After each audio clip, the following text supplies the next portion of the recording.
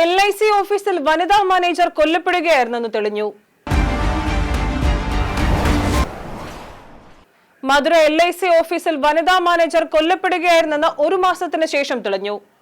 December 17-നുണ്ടായ തീപിടുത്തത്തിൽ manager 56-കാരിയായ A. കല്യാണി നമ്പി പൊള്ളലേറ്റ് മരിച്ചിരുന്നു. ഈ സംഭവത്തിന്റെ തുടരന്വേഷണത്തിലാണ് നാടകീയ വഴിത്തിരിവ്. Administrative manager D. റാം 46 അറസ്റ്റിലായി. ഓഫീസിലെത്തുന്ന അപേക്ഷകൾ തീർപ്പാകാതെ വൈകിപ്പിച്ച റാമിനെ കല്യാണി ശാസിക്കുകയും മേലുദ്യോഗസ്ഥർക്ക് റിപ്പോർട്ട് അയക്കുമെന്ന് മുന്നറിയിപ്പ് നൽകുകയും ചെയ്തിരുന്നു. ഇതോടെ റാമിന് ദിവസവും കൂടുതൽ സമയം ജോലി ചെയ്യേണ്ടി വന്നു. ഇതിന്റെ പ്രതികാരമായി ഫയലുകൾ കൂട്ടിയിട്ട് മാനേജറുടെ ക്യാബിനിൽ പെട്രോൾ ഒഴിച്ച് തീ കൊളുത്തി. ക്യാബിൻ പുറത്തുനിന്ന് പൂട്ടുകയും ചെയ്തു. തീ ആളിപ്പടർന്ന് ഗുരുതരമായി പൊള്ളലേറ്റ കല്യാണി സംഭവ സ്ഥലത്ത് തന്നെ മരിച്ചു. ഷോർട്ട് സർക്യൂട്ടാണ് അപകട കാരണമെന്നായിരുന്നു പോലീസ് നിഗമനം. എന്നാൽ മുഖംമൂടി ധരിച്ച ഒരാൾ ഓഫീസിലെത്തി മാനേജറുടെ ആഭരണങ്ങൾ മോഷ്ടിച്ച ശേഷം തീ കൊളുത്തിയെന്ന് റാം കഥയുണ്ടാക്കി. അപകടത്തിൽ റാമിനും പൊള്ളലേറ്റിരുന്നു. News bureau, Chennai.